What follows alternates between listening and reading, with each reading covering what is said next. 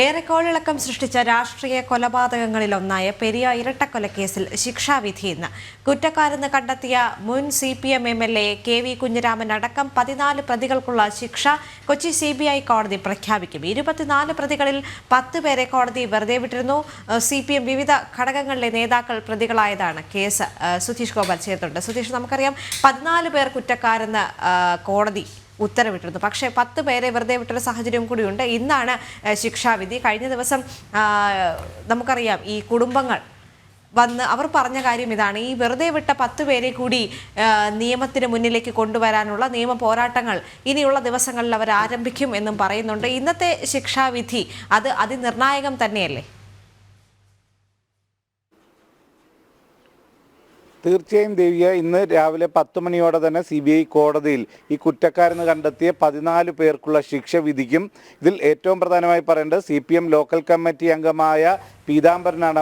Local committee സെക്രട്ടറിയായ പീതാംബരനാണ് ഒന്നാം പ്രതി. മുൻ MLA ശിവരാമൻ അടക്കമുള്ളവർ പ്രതിപട്ടികയിലുണ്ട്. അതോടൊപ്പം തന്നെ ഏരിയ സെക്രട്ടറിയായ മണികണ്ഠൻ അടക്കം, മുൻ ഏരിയ സെക്രട്ടറിയായ മണികണ്ഠൻ അടക്കമുള്ള CPM നേതാക്കളാണ് പ്രതികളായുള്ളത്. ഈ പ്രതികളുടെ മോചനത്തിനായി സുപ്രീം കോടതി വരെ സർക്കാർ ഖജനാവിൽ നിന്നുള്ള പണം ചെലവഴിച്ച് വാദിച്ചിരുന്നു. ആ നിയമ പോരാട്ടങ്ങൾക്കെതിരെ കൃത്യമായ രീതിയിൽ പ്രതിരോധിച്ചുകൊണ്ടുള്ള നിയമ പോരാട്ടം നടത്തിയാണ് 2019 ഫെബ്രുവരി 17 നടന്ന ഈ കൊലപാതകത്തിൽ ഇപ്പോൾ ശിക്ഷാവിധിയിൽ എത്തി നിൽക്കുന്നത്. എന്നാൽ ആ 10 പ്രതികളെ കുറ്റവിമുക്തരാക്കിയ നടപടിക്കെതിരെയും വീണ്ടും നിയമ പോരാട്ടം തുടരാനാണ് ഈ രക്ഷകർത്താക്കൾ, ഈ മരിച്ച കൃപേഷിൻ്റെ ആയാലും ശരത്ലാലിൻ്റെ ആയാലും കുടുംബത്തിൻ്റെ തീരുമാനം. അത്തരത്തിലുള്ള നിയമ പോരാട്ടം നിയമവിദഗ്ധരുമായി ആലോചിച്ച് മുന്നോട്ട് പോകും എന്നത് തന്നെയാണ് അവർ വ്യക്തമാക്കുന്നത്.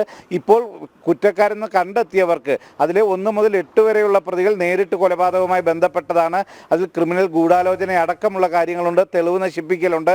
അപ്പോൾ ആ കുറ്റക്കാർക്ക് പരമാവധി ശിക്ഷ കിട്ടണമെന്ന ആവശ്യമാണ് കുടുംബം മുന്നോട്ട് വെക്കുന്നത്. ഇന്ന് ഈ ശിക്ഷാവിധി കേൾക്കാനും കൃപേഷിൻ്റെയും ശരത്ലാലിൻ്റെയും കുടുംബം കോടതിയിൽ ഉണ്ടാവുമെന്നാണ് നമ്മളെ അറിയിച്ചിട്ടുള്ളതും. ദേവിക.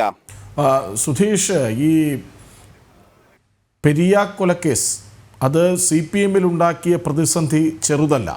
ഇപ്പോൾ ശിക്ഷാവിധി ഇന്ന് പ്രഖ്യാപിക്കുന്നു. രാഷ്ട്രീയമായി ഇന്നൊരു ദിവസം എത്രമാത്രം പ്രതിരോധത്തിലാണ് പാർട്ടി? കൃഷ്ണനെ, തീർച്ചയായിട്ടും പാർട്ടി പരസ്യമായി തന്നെ നടത്തിയ ഇതിലെ കള്ളക്കളികൾ നമുക്കറിയാം. പ്രതികളുടെ ഭാഗത്തു നിന്ന് വാദിക്കാനുള്ള ഉത്തരവാദിത്വം അത് സർക്കാരിൻ്റെ ഭാഗത്തു നിന്നാണ് പബ്ലിക് പ്രോസിക്യൂട്ടർ എന്ന നിലയിൽ ഇതിനെ കുറ്റക്കാർക്കെതിരെ വാദിക്കേണ്ടത്. അതേ സാഹചര്യത്തിൽ തന്നെയാണ് സർക്കാർ തന്നെ ആ പ്രതികളെ രക്ഷിക്കാൻ വേണ്ടി സുപ്രീം കോടതി വരെ പോകുന്നതും. അത്തരത്തിൽ പരസ്യമായും ഒരു ഉളുപ്പുമില്ലാതെ രാഷ്ട്രീയ കൊലപാതകത്തെ ന്യായീകരിച്ചും ഇല്ലെങ്കിൽ അവരുടെ മോചനത്തിനായും രംഗത്തെത്തിയ CPM-നെ ഇന്നത്തെ ഈ ശിക്ഷാവിധി സംബന്ധിച്ച് വളരെ വലിയ പ്രതിരോധമാണ് സൃഷ്ടിക്കുന്നത്. കാരണം അവർ നടത്തിയ പോരാട്ടങ്ങളെ, ഈ കൃപേഷിൻ്റെയും ശരത്ലാലിൻ്റെയും കുടുംബം നടത്തിയ പോരാട്ടങ്ങൾ അത് അവിടെയാണ് ശരിയെന്ന് കോടതി തന്നെ പറയുന്നു. ആ കോടതി പറയുന്നതിന് പിന്നാലെ അവർ കുറ്റക്കാരെന്ന് കണ്ടെത്തിയ 14 പേർക്കുള്ള ശിക്ഷയും വിധിക്കുകയാണ്. അത് CPM-നെ വലിയ രീതിയിൽ പ്രതിരോധത്തിലാക്കും. കഴിഞ്ഞ ദിവസം തന്നെ ഇവർ കുറ്റക്കാരാണെന്ന് കണ്ടെത്തിയ വിധി വന്നപ്പോൾ തന്നെ CPM-ന് വലിയ നാണക്കേടായതാണ്. അതോടൊപ്പം തന്നെ പ്രതിപക്ഷ പാർട്ടികളും മറ്റും മുന്നോട്ട് വെക്കുന്നത് ഖജനാവിൽ നിന്ന് എടുത്ത് ചിലവാക്കിയ ആ പണം അത് ഖജനാവിലേക്ക് തിരിച്ചടയ്ക്കാൻ പാർട്ടി സംസ്ഥാന സെക്രട്ടറി അടക്കം മുഖ്യമന്ത്രി അടക്കം തയ്യാറാവണമെന്ന ആവശ്യമാണ് ഉന്നയിച്ചിരുന്നതും. അത്തരമൊരു രാഷ്ട്രീയ പ്രതിസന്ധിയിലാണ് CPM ഇപ്പോൾ നിലനിൽക്കുന്നതും. കൃഷ്ണരാജ്. ശരി, പെരിയ ഇരട്ടക്കൊലക്കേസിൽ ഇന്ന് ശിക്ഷാവിധി പ്രഖ്യാപിക്കും.